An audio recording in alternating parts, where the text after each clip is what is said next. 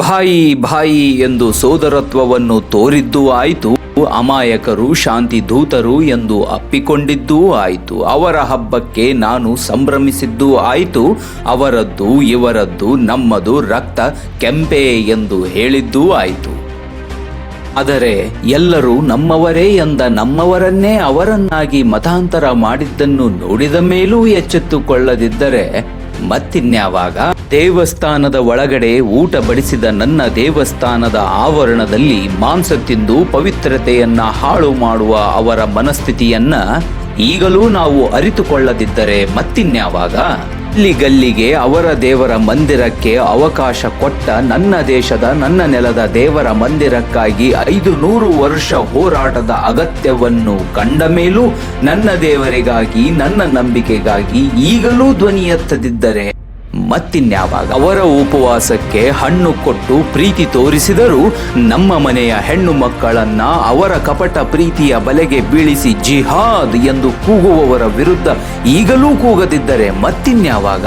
ಈ ನನ್ನ ನೆಲದ ಹಬ್ಬವನ್ನ ಪೊಲೀಸ್ ಸರ್ಪಗಾವಲಿನಲ್ಲಿ ಷರತ್ತುಗಳ ಮೇಲೆ ಆಚರಿಸುವ ಪರಿಸ್ಥಿತಿ ಬಂದಾಗಲೂ, ನನ್ನ ದೇವರ ಮೇಲೆ ಕಲ್ಲುಗಳನ್ನು ತೂರಿದಾಗಲೂ ಎಚ್ಚೆತ್ತುಕೊಳ್ಳದಿದ್ದರೆ ಮತ್ತಿನ್ಯಾವಾಗ? ಹಿಂದೂಸ್ತಾನ ಎಂದು ನನ್ನ ದೇಶದ ಹೆಸರೇ ಹೇ ಇಂದು, ಇದು ನಿನ್ನ ಸ್ಥಾನ ಎಂದು ಕೂಗಿ ಕೂಗಿ ಹೇಳುತ್ತಿದ್ದರೂ ಅದನ್ನ ಕೇಳದಂತಹ, ಅರ್ಥ ಮಾಡಿಕೊಳ್ಳದಂತಹ ಮೌಢ್ಯ ಜಡತ್ವ ನನ್ನಲ್ಲಿ ಹೇಗಾದರೂ ತುಂಬಿಕೊಂಡಿತ್ತು. ಆದರೆ ಆ ದಿನ ಆ ಒಂದು ದುರ್ಘಟನೆ ನನ್ನ ಮನಸ್ಸನ್ನು ಕದಡಿದ್ದಷ್ಟೇ ಅಲ್ಲ, ನನ್ನ ಮನಸ್ಸಿನ ಮೇಲೆ ದೊಡ್ಡ ಬರೆಯನ್ನೇ ಎಳೆದು ಬಿಟ್ಟಿತ್ತು. ಪಹಲ್ಗಾಮ್. ತಲೆಗೆ ಬಂದೂಕಿಟ್ಟು ಅವರು ಕೇಳಿದ್ದು ಜಾತಿಯನ್ನಲ್ಲ, ಪಾಲಿಸುವ ದೈವ ರಾಮನ, ಕೃಷ್ಣನ, ಬುದ್ಧನ, ಅಂಬೇಡ್ಕರ, ಬಸವಣ್ಣನ ಅಂತಾನೂ ಅಲ್ಲ. ಅವರು ಕೇಳಿದ್ದು ನೀನು ಹಿಂದೂನ, ಮುಸಲ್ಮಾನನ ಅಂತ. ಅಂದು ಅವರು ಬಂದೂಕು ಇಟ್ಟಿದ್ದು ಹಣೆಗೆ ಅಲ್ಲ, ಇಷ್ಟು ವರ್ಷಗಳ ನನ್ನ ನಂಬಿಕೆಗೆ. ಹಿಂದೂ ಎಂದು ನಾನು ಇಂದು ಹೇಳದಿದ್ದರೆ ಮುಂದೆಂದೂ ಹೇಳುವ ಅವಕಾಶವೇ ಇರುವುದಿಲ್ಲ ಎಂಬ ಸತ್ಯ ನನ್ನಲ್ಲಿ ಜಾಗೃತವಾಯಿತು.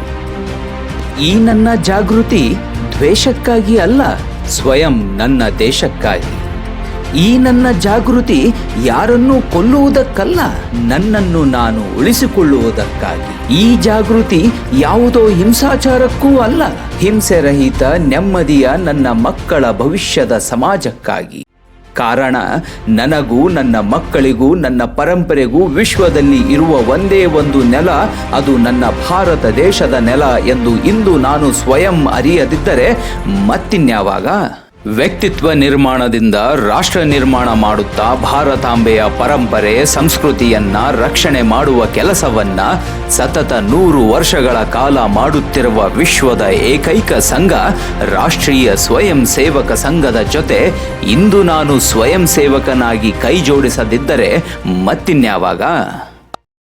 ಅತಿಯಾದ ಉದಾರತೆ, ಅತಿಯಾದ ಹೊಂದಿಕೊಳ್ಳುವಿಕೆ, ಅಪನಂಬಿಕೆ, ಕೀಳರಿಮೆ, ಭ್ರಮೆ, ಭಯ, ಮೌಢ್ಯ, ದಾಸ್ಯತನ, ಜಡತ್ವ, ಸ್ವಾರ್ಥ ಎಂಬ ನನ್ನ ದುರ್ಗುಣಗಳನ್ನು ಸ್ವಯಂ ನಾನೇ ಸಂಹಾರ ಮಾಡಿ ವಿಜಯನಾಗಿ ಸ್ವಯಂ ಸೇವಕನಾಗಿದ್ದೇನೆ.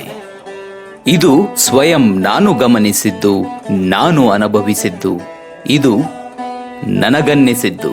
ಜೈ ಹಿಂದ್.